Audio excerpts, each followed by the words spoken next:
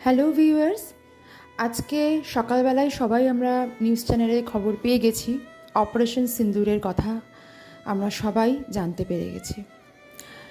ভারত মাতার তরফ থেকে আমাদের সেনাবাহিনী আমাদের সবাইকে গর্বিত করেছে এবং এই সার্জিক্যাল স্ট্রাইকের মাধ্যমে আমাদের পেহেলগামের সুযোগ্য রিভেঞ্জ অলরেডি ইন্ডিয়ান সেনাবাহিনী নিয়ে ফেলেছে।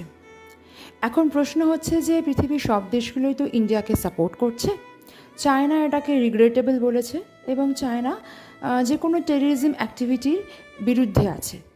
মানে এদিকও না ওদিকও না, দু নৌকায় পা দিয়েছে চায়না। এবার এক্ষেত্রে পাকিস্তান কি করবে সেটাই ভাবার বিষয়।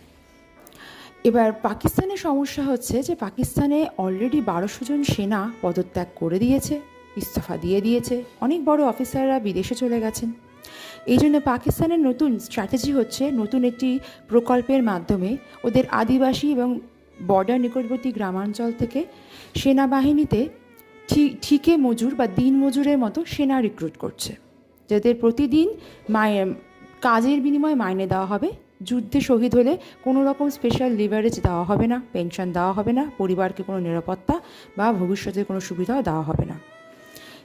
জোর করেই এক প্রকার বা না ভুলভাল বুঝিয়ে এক প্রকার আদিবাসী যুবকদের এইভাবে সেনাবাহিনীতে যোগদান করা হচ্ছে, কারণ কি এলওসি মেনটেন করতে তাদের যথেষ্ট বেগ পেতে হচ্ছে।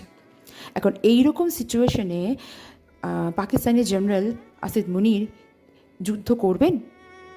যুদ্ধ করলে ইন্ডিয়ার যোগ্য জবাব সবসময় তাদের জন্য রেডি থাকবে। জয় হিন্দ।